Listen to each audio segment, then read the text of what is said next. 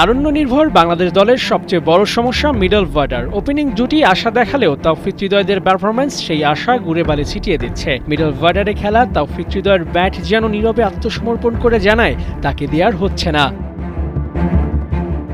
সবশেষ 9 ইনিংসে ব্যাট করে 216 রান করেছেন 189 বলে। রান আর বলের হিসাব করলে বোঝার উপায় নেই এটি আধুনিক টি-20 ক্রিকেটের কোনো পরিসংখ্যান। মিডল অর্ডারের ব্যাটিং দলের প্রাণ হলেও হৃদয়ের স্ট্রাইক রেট 114। সেই পজিশনের জন্য এমন ব্যাটিং মানানসই কিনা তা নিয়েও রয়েছে যথেষ্ট সন্দেহ।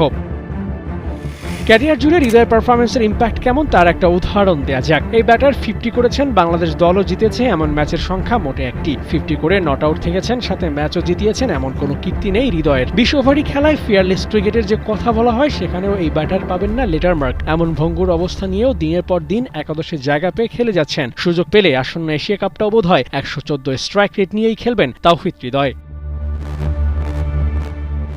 টিপিক্যাল মিডল অর্ডার যেমন ইম্প্যাক্ট রাখে তার ছিটে ফোটাও যেন নেই হৃদয়ের মধ্যে। কালে ভদ্রে একটা দুইটা ইনিংসে বলার মতো রান থাকলেও বেশিরভাগ ম্যাচে প্রত্যাশা পূরণে ব্যর্থ হয়েছেন এই ব্যাটার। সবশেষ 2 সিরিজে টি-20 মেজাজের একটা ইনিংসই খেলেছেন হৃদয়। শ্রীলঙ্কার বিপক্ষে 25 বলের 31 রানের ওই ইনিংসটাই ডাবল ডিজিটে স্কোরের সর্বোচ্চ স্ট্রাইক রেটের ইনিংস। বাকি ম্যাচগুলোতে কখনো কখনো 100 স্ট্রাইক রেটের নিচেও আউট হওয়ার নজির আছে তাওফিক হৃদয়ের।